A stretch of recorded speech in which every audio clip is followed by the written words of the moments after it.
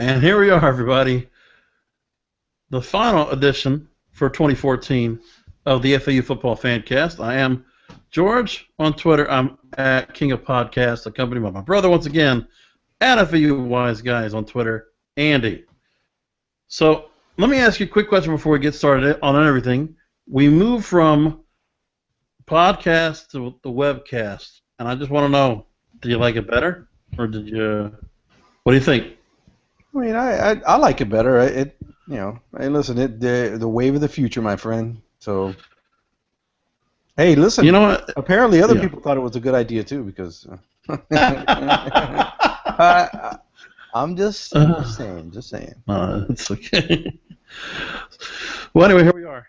So we've been here. We were really excited to get started with the season. We were wearing hats, on our heads for FAU on it for a while. And then not so much. We just kind of got a little lackadaisical as we got into the show. I got the hat back here, No, I know, but we were wearing them at one point. Like you were wearing like the big hat with like the Panama Jack looking thing, and I had the visors going on, And then I just after a while, they're better for game day. They're better for game day. No, I agree. It's okay. It's too much. Well, you're the one that created the trend of putting the hats back behind something there, and I'm the one that put the poster back on the wall. So like those are decorations. At least they're FAU. All I can say is this. Let's be honest here, just straight up. Like, the one thing I can say is, look, it's not like we put a whole lot of rhyme or reason to this. The way we do this show is we're fans, and we. For the most part, we could just say we kind of suffered along with the rest of you guys, and we just decided, you know what? Google, YouTube made it so easy for us to make a platform that so many hundred of you fans out there decided, hey man, what were these guys thinking? What are they saying about the team, and do we agree with them, and do they not? We had a couple of good guests this year. Mustafa Johnson. We had what name of the coach again? That we had on the show. Do you remember? It was one of the assistant coaches. It's a defensive line coach. It was defensive line coach. Yes, I forgot the name. It's just that we had some fun this year. We did some things, and honestly, it was still a work in progress. I can't tell how many times that Andy would sit behind here and tell me, "Hurry up, hurry up, hurry up." Other than that, it's just like we had fun with this, and it's been good to go and have this place to go and talk. And, for how easy this is for us to do, I have no doubt we're doing this next year. Next year, we need to have something better to talk about. We both agree on that. No, listen, we're just doing it just to have some fun. You know how it goes, man. We're just trying to have a little fun here. Listen, we're trying to do our part, to get FAU football out there. I know we're not reaching hundreds or thousands or millions or whatever, but we reach who we can. I try to tell people about the show, and I've put it up at places that I know there are FAU graduates there and whatnot, but and we're not getting the response that we'd like. We'd love to have 1,000 views on there, but it's just anything to happen. So we got to do our part, do what we can. We don't have 16 million to give to the school like the Schmitz do. That's real work. That's doing something for the program for real. What we're doing is doing rundown yet. I don't know if you put that on the rundown yet, but let's bring that up. It's down there. Okay, so we'll get down there in a little bit. Okay, because we do. That's a great point to make. We'll get to that. We'll get to that at the end. That's good news. Let's leave the good news to the end. Let's leave the good news. No, that's fine. So, but let's go and talk about now. Of course, the college football playoffs here. Now, championship games are all here, and some of the teams that were supposed to be at the top that, they were undefeated. One team in our conference, Marshall, we thought, what is it always is? It's always like the BCS too, is that there's just certain teams that, if they have that argument that they're undefeated, it should be higher up, and then what happens? They play a basketball game with Western Kentucky, 67-66. Offense. Boy, you love that. That'll sound like a Pac-10 game right there. It does, but then it goes to show you that anybody in our conference, if they have, the athletes and they have some players, they can put an offense together. 66-67, that's ridiculous. It's a basketball game. It's a basketball game. It's crazy. And you know what? And the thing is that I mean, if you're Marshall, how bad do you really feel to lose a game where your offense scores 66 points, to give up your undefeated season? It's got to hurt, but at the same time, you got to feel good because your team was, man, it was right there. So I don't know how to feel about that. I would feel devastated to know that I lost. If you had to put, if you were going to put money down and say, hey man, your offense is going to score 66 points, do you think you're going to win or lose? Of course, everybody says win, but so it's a rough way to lose. Rough way to lose. Tell me about it. And you got to ask yourself, I don't know. So you have that team right there, and that's fine. Hey, now there's no more talk about them. They just get to be on a good Conference USA game. Maybe they're going to the Boca Raton Bowl for all we know. Somebody has to. We have FSU. You make it sound so enthusiastic. Somebody has to. Throw whoever over there. FSU. Wow, man. So you know what? They are just playing with fire. With every close game they play, every time they get put up with points in the first half, and they have to come back, whether it's Miami, NC State, Notre Dame, it doesn't matter. Remember when the Canes won? What was it in 2001? And then in 2002 they had that season where they had ridiculous games. They had, remember Ed Reed returned that ball against Boston College, all the way weaving through players, and that won the game. And it's stuff like that you eventually you're going to get burned. And Miami got burned that year, but they got burned, against Ohio State. So it's rough. And they came back. I mean, they kicked the field goal to tie the game in the national championship, and then ended up losing on that, on that kind of questionable call for pass interference there that really did them in. They should have won. Jameis Winston, for all the hype and all the fame he gets. But you realize, how about talk about the rest of his team? That whole crew that he has right there, able to bail him out every time he throws a couple of picks in a game, makes a mistake. They've done it, and not enough credit's being given. He's going to have 2 good back-to-back games to win the national championship if that's what's going to happen. I mean, you're going to play, if the way it's lining up now, they're going to play Alabama first. If everything stays in order, because it's going to be Alabama, Oregon, TCU, and then it's going to be Florida State. So you figure it's going to be a 1 versus 4. So, they're going to play Alabama. And then after that, it's no cakewalk. They're going to either play Oregon, high-powered Oregon, or they're going to play high-powered TCU. So their defense better come to play. It's the way to win the national championship now is to have to win 2 games. It's a much more democratic way to pick a national champion. Yeah, no, that's true. Not just, and the thing is, God forbid it's going to happen at the end of the year in a playoff game or in the national title game where they just keep playing it, and you know what? A team's going to be smart enough to play without mistakes, and they'll finish in 4 quarters and take them out. That might happen. Hey, man, So Final Four. Who's the Final Four now going in? That was it. Alabama, Oregon, TCU, and Florida State. I mean, that for right now. Yeah. That's assuming that they all win, their conference championship games and stuff like that. So we'll see. Should be interesting though. Yeah, and then what is it's in a couple of days after the championship games we can find out the playoff, and then I guess we wait till bowl season, and I don't even know when the schedule is supposed to be for. Yeah, I haven't really looked into that, but I'm going to be interested to find out what's going on with that. Yeah. So let's talk about FAU. Let's talk about championships right now. Let's talk about the state of the program right now as we're going ready.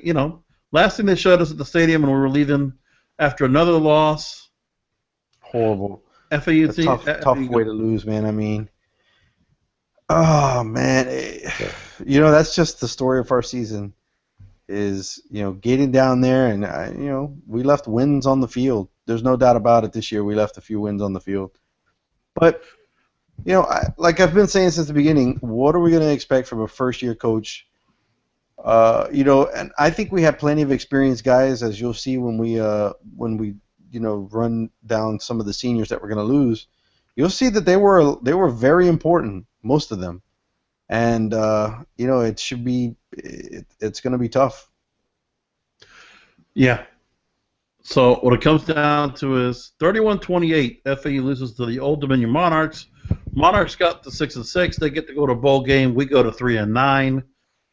I'm not sure if they're guaranteed a bowl game. I'm not sure if they get in one. I think they might. Eligible. They're eligible, but I don't know if they're going to get in one though. Okay. So we'll see where it goes from there. I gotta tell you that fourth down just. I mean, the pass interference wasn't there. It was horrible on our part to do the roughing the passer though. It's things like that have cost us. And the other thing that I really hope that our defense figures out next year is that run up the gut. Holy camole, do we get killed on that thing multiple times. That was the biggest play that any team got on us on this year. Just torched us. And I don't know if the breakdown is at the defensive line, that they're not holding their gaps, if it's our linebackers not filling in the gaps well, if it's our safeties and defensive backs not playing out of position. I don't know, but those guys are going, and they're going untouched. And it's a problem. I don't think it's a very difficult problem to figure out. It's just, putting kids in the right position. But wow, we have just gotten eaten up by that play all year long. I mean, we've talked time and again about the defense, and the thing is, there's just times where you didn't see a lot of penetration. Quarterbacks in a spread offense like this, they were kind of able to get around pretty much as they please, get passes downfield, get some big plays on us, and there was a lot of times where guys like Dijon Smith. I mean, God forbid, man. If that guy played a lot of great years for us, he's going away. Now he has to be replaced, but that guy put in so much, and it's like sometimes you're stuck on an island right there, not a lot of support. I mean, the way the defense is set without really like an extra person out there, like a nickel or somebody out there playing a deep safety out there to really just protect. I don't, and I think our defensive backs played well for the most part this year because, we're in a pass-first conference. But what these teams started figuring out, especially Old Dominion, they just learned that, man, we can't stop the run. So why are they going to pass on us? We looked up at the scoreboard last week. What was it? I think it was either the third or fourth quarter. I mean, they had like 46 yards passing, and they were ahead. You know what they said? We're running the ball, and we're going to run the ball again, and we want you to see if you can stop it. Yeah. And we couldn't. We couldn't stop the run. They got 5 yards, 4 yards on each run easily. So let me ask you this. At the end of the game, we're walking back to the car, and you brought up the idea that our team, what if we do have a point where when this defense is not going to get as big and as bad right away, that the offense needs to stick to a more of a continuous hurry up, stay run and gun on offense, and put up as many points as possible, and just go like that. Because it sounds like the offense has the weaponry to do that, and the defense doesn't have it, so you need to overcompensate. That was something you brought up. Well, yeah, but at the same time, you're saying that, but there are guys that we had playing offense last year that were doing fantastic. And then this year, listen, I think Willie Dukes is a good receiver. I think he has a lot of talent and the size to play, on Sundays in the NFL. But, man, he was just a shadow of himself from what he was last year. And I don't know if it was that teams were scheming against him or if that, Lucky was just the target and more so than Willie Dukes was. I don't know. But what I do know is that he just wasn't the impact player that he was last year. He just wasn't. Yeah. There's a couple of seniors we're going to miss out of this lineup, and we're going to have to see in the springtime who's going to come in and replace. But there's some guys who are out there that we didn't see a whole lot of on here on the list. We're seeing you put on here the list of seniors that we're not going to have next year. You could go. I mean, these are seniors that I think, are names that FAU fans know. I mean, we have some other seniors that just didn't get the playing time. They just didn't get on the field. Yeah. And, I mean, don't get me wrong. Those guys are important to the team as far as, things going on in practice and being ready to go if there's an injury fill in, give guys breathers. But these are guys that are names that we know as fans, as casual fans, as intense fans that are in the internet all day long. And some of these are really going to hurt. And it's hard for a program that's trying to turn it around to overcome what some of these guys were doing out on the field. And so first guy on the list is Lucky Whitehead. It's going to be hard to replace that guy. Yeah. Mr. Excitement, when the ball was in his hands, you always felt like he could just break it and make it. And listen, I think he could play in the NFL. I just don't know if his size is going to let him play. I don't know if people are going to take a flyer. He's a bit small. Right, but he's got some good game film against Alabama and Nebraska. He got to show some plays this year, and that's going to be. And listen, and he's fast. Speed is something that the NFL will never turn their heads, from and say, forget about it.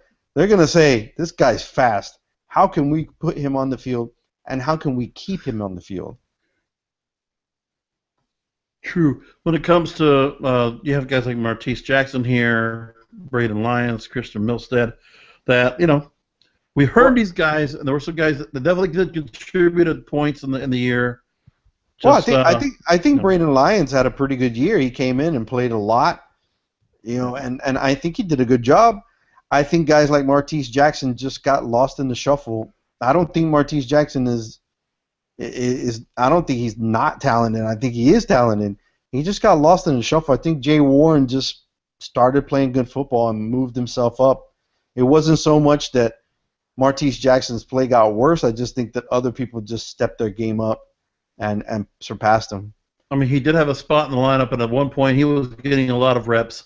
But that, like you said, things changed, and other players were performing well, and some changes were made. The coaching staff felt was the right thing to do, and that's what they did.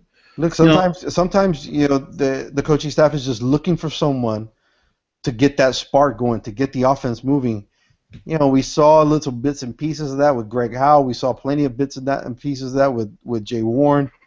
So, anything to mix it up to try to get things moving is what the coaching staff's going to try. And, sometimes people are just going to get lost in the shuffle like he did. I think the other four seniors that we got here on the list. Well, hold on. Let's talk about one more offense, and then we'll do those three differences of players. So, in the long line of good tight ends that we've had on this team, Alex De Leon is another guy we're going to lose this year. Probably just as talented as any of them. I mean, the guy is big, he's fast. Yeah. He is probably a little better blocking than Hausler was at this point. Yeah. But, I mean, Hausler has managed to keep himself in the NFL.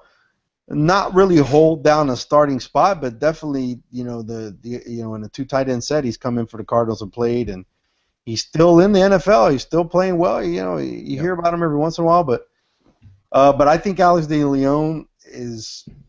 I meant to do it before the show today. I didn't check on his injury to find out. I know he left the game with an injury. I don't know how serious it was. And we had a bunch of guys go down. I mean, it was like a mass unit out there on Saturday. Yeah. Yeah. Way too many times we had to see people getting carried off. Oh yeah. We just got to see if De Leon gets a chance. I mean, even if it's just in the practice squad, just some kind of capacity in the NFL. I got to tell you, man, he is an athlete. He showed that he's got good game film on him this year. He made some nice catches. He can get himself open. Listen, the NFL now, it's not as big on the run as it used to be. They want those tight ends that can block if they need to, and they can go out and catch balls. I don't think that Alex De Leon is any less ready for the NFL than the guy from Tennessee that the Raiders picked up, Michael Rivera. Michael Rivera's playing now. He's starting for the Raiders. I mean, he's not starting for a good team, but he's the same form. He's not a particularly huge tight end, but he can go out and catch passes. He's got good size. I think three guys. I think Alex De Leon might get drafted. He might be the highest draft pick out of all the guys we got. Maybe DeJon Smith will be a little bit higher, but I think I think De Leon's going to get drafted too. Yeah, so three guys on defense you mentioned that we're going to be losing also as well. With DeJon Smith, who, how many times, there were just times where when it came to punt returns, when it came to just working in the defensive back and just making plays, making plays for us in some cases, saving us from touchdowns, making some big blocks out there. We've had him and then also Damian Parnes. You're talking about inside the line, a defensive leader. You mentioned here he's going to the East-West Shrine game, so he's going to be featured again. And then we have and he's a hitter, man, which is what the NFL likes. He can cover. He's a hitter. It's those type of guys that they like. And with our defensive backs, they got decent size, so that's not going to be their problem. It's going to be whether they get that stigma of, it's the competition that FAU plays. Is it up to par to say somebody that plays in the SEC or the ACC? Yeah, exactly. And also, you got to mention Christian Milstead, who also, these are guys. All year you heard their names called. Christian Milstead had a fantastic career here at FAU. I don't want to down it, but I don't know if he's going to play in the NFL. I don't think he will. I think he might get a shot, but he's definitely talented, man. He is a ball hawk. I'm telling you, he's one of the better defensive backs that we've had in a long time here. Yep. The other thing too, when it comes overall to the season, and there was one more note right there, that when a team can start having games where, first of all, start winning on the road, start dominating more games where when you get a lead, you hold on to it and you finish strong, because when you're in the middle and you're playing close with a team or you're letting a team hang around for whatever reason, all these calls we might see on the field that are not favorable to us, that we think, oh, we're getting swindled, we're getting screwed over with, bad fourth down, we're having to go on fourth down when we don't have to, when we're getting pass interference calls or blocking in the back or false starts and all this crap. Like, you know what? We don't get these problems if we're ahead and we're playing very well. Yeah, but, like I said, it's a first-year coach. We just can't ask for so much in a turnaround. I know people got infatuated at the very beginning of the year and they wanted to see this huge turnaround and say, oh, we were 6-6, we should be able to, turn it around, become eligible for a bowl game. I got to tell you, man, we weren't in a real 6-6. Those teams that we played at the end, they were horrible. And for us to pick up 4 wins, yeah, the Tulane game was a pretty decent win. Those other ones. Tulane was the 4th one, but but those other 3 horrible teams, and so I think that people just read into that 6-6 record way too much. And let me tell you, man, we don't start things slow next year. It's University of Miami to start right off. It's another big, not just Division I, but it's also we need to show up well for a team that's just down the street from us. I mean, we have to. Those guys, everybody that's going to be out in spring ball, everybody's going to be here now, going in the next season. The kids that are going to be coming in, they all want to be a part of that Miami game, and they want to contribute and they want to play hard. So, I mean, that right there should be point of mind all season as you're getting in the weight room, as you're out there getting getting yourself in shape, getting your endurance going, and staying on top of your game, staying yourself in shape, so that when it does come time and you get a chance to go out there and practice, that you're going to show up and really show that you need to deserve a spot on the team, somewhere in that starting lineup. Yeah, listen. There's a lot of positives that going into next year. I mean, we'll go over them in a little bit here, but it's we're at the end of the year. The only thing we can look forward to is not looking back at this year. It's looking forward, which is unfortunate, but that's the way it works. You have a bad season, put it in the past, put it in the rearview mirror, and look forward. Don't look back. I mean, and look, we're going to give benefit where benefits or the benefit of the doubt, because look. All the coaching changes, like that was one thing that was said. Some of these guys had to go through several coaches. Going back, if you're a senior, you had Howard and Coach Pelini, and now Coach Partridge. You had offensive, defensive coordinator changes. You had playbook changes. So stability is going to come in. And I understand what you're saying, but still, there were still high expectations for this team, and it wasn't, just a small. It was a lot of people and it's only because we're just hungry for winning. We're just, we've been a bad team for a while, and teams, guys just, fans just get sick of it. So you But want that big things, turnaround. but things are happening now, Andy, that are gonna I know. obviously I know. people We're are gonna get. We're gonna supporting get. him. We're gonna get to that. We'll finish the other notes That's and all then we'll I'm get to saying. that stuff at the end. Well, tell me where we are, because I think we're Well, we got to talk about the. We'll talk about the donation at the end. Let's talk about a couple of the funny things that we saw. okay. Okay. Yes. So, what's the name of the guy that's with that comes on just the foul out? What's his name? Aaron and his segments are Aaron on That's the right. street. Aaron on the street. Let me tell you something. If we look at everybody that's part of the FAU family, that guy improved over the year. He got a lot funnier and he got a lot better towards the end of the year. Much better. I mean, we there's of course I always carry a torch for Andrea Ocampo, which she's been very good the 2 years she's been up there on the big board, doing all the games and always telling us stuff. Aaron has complimented her very well as he got into it. He had the best segment out of the whole year is the foul out segment. That was fantastic. He got comfortable, got confident. Blowhorn. Yeah. Oh man, that was great, man. He come up there to people, hey, you got FSU shirt on. That's fantastic. I thought it was the best segment the whole time. So, hey, tip of the wise guy's hat to Aaron on the street. I don't know the last name, but the thing is, Aaron and Andrea, of course, did well. Aaron, you definitely showed up and you got better each and every week, and I'm glad. So it was like shout out to him, man. He did a good job. You know what? Even their minute to win it segments got better. This last one where they had to chug the Coke, that was a little better, man. Some of these other ones are like, but that one was pretty good. Yeah, it was one of the Skittles game, and there was they got a couple were just like Yeah, they were, but this chugging one was pretty good. That's not bad. Yeah, but the students got involved. Like every time you just saw it took something for the experience of the stadium got better. I think people were much happier when they know they had beer in the stands. And a few things. Oh yeah. Well, let me tell you something. If you were at the game on Saturday and you're watching